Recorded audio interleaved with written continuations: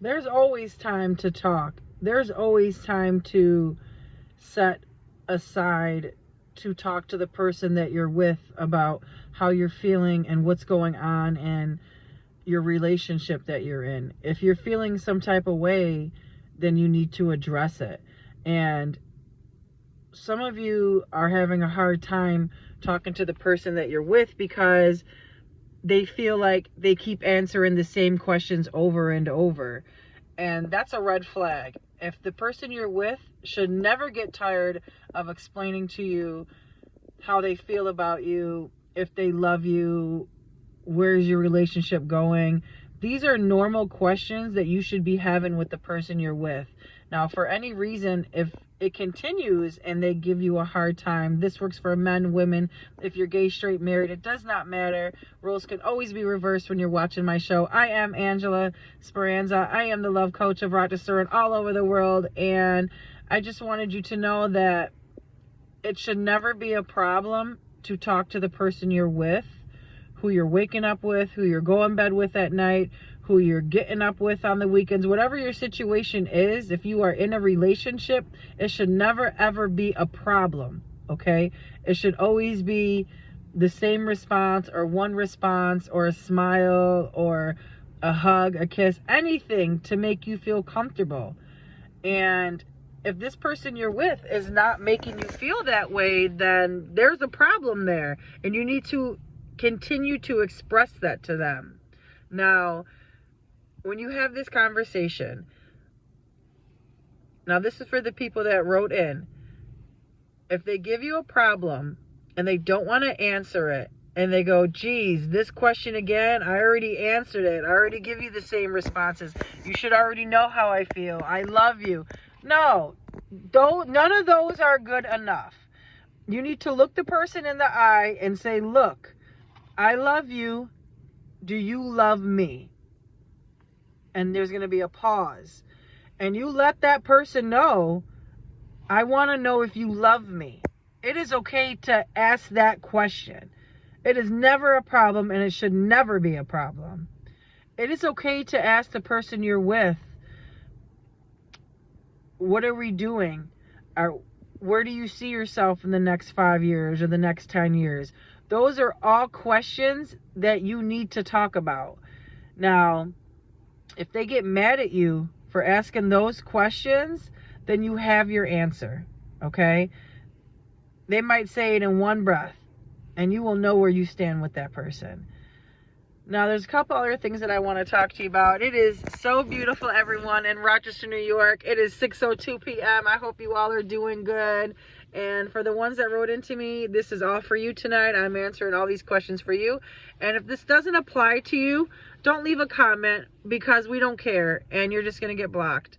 And if this does apply to you, write into me like you did, 585-357-2409, and I will answer your text message in the order that it was received. Now, if you are calling and your text message hasn't been answered, I will get to you as soon as I can. I have other phone calls and other people that I'm answering, but you also will get answered, okay? Now, the other thing that I want to talk to you about is, so say you're at work, right? And this person that you love, you're having doubts that they're not being loyal to you. And this is happening to you while you're working. Those are signs. You need to go with your gut feeling, especially if you're a woman. Now, if you're a man, you weren't born with this intuition, no offense, but there will be other telltale signs for you to figure out, okay?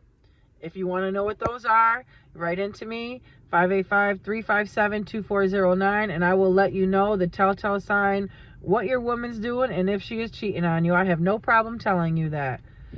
Now, a few more things, other things that I'm going to address before I end it on this beautiful Thursday. I hope everyone is doing good. Your girl is that it is never too late to start over, okay? It is never too late.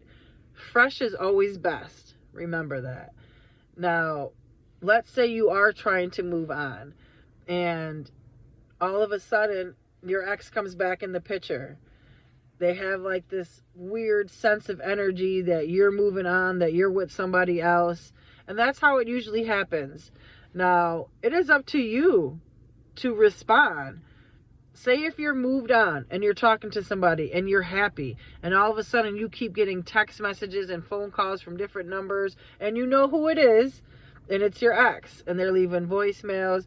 You don't have to respond to any of that because you are moving on and you're talking to someone else. Now, they had no problem talking to somebody behind your back, leaving you, cheating on you, dumping you, being with someone else. It is up to you to respond. You just got your life back. You're done with being sick. You're done with the agony. You're done with the pain. And you finally found someone that you can talk to. Hold on to that. Don't let it go just yet because an ex popped back in your life. What the fuck are you popping back in for? Where the fuck were you this whole time? Those are the things you need to ask yourself and remind yourself how you were treated, the way you were treated, and how it was done to you. Those are the things that you need to think about before you go responding or taking your ex back. You don't have to be disrespectful. You don't have to be rude and nasty and throw what you have going on in their face. You don't have to do any of that. They will feel it. They will see. And they will understand. They have no choice but to understand. Now, some of you want this reaction. Some of you want to talk to your ex. Some of you want to be with your ex again. And that's something for you to seriously think about. Okay? Because like I said it. I say it once, twice, 3 times, 4, 5. I never get tired of saying this. When you take your ex back, it's like eating your own throw up. Now remember that. When you take them back, you're taking every single thing back of how they treated you. You're taking back all those memories. You're taking back on how they were treated. Now, you also have to remember that when you take your ex back, you're going to be thinking about those same things of how they treated you before. Is that going to happen again? Am I going to be treated like that again? And if you don't set boundaries, when you take that person back and you cut off the person that's innocent to take your ex back because you miss them, you better set your boundary from that day forth how things are going to be. And if they're not going to be like that, then you need to keep it pushing.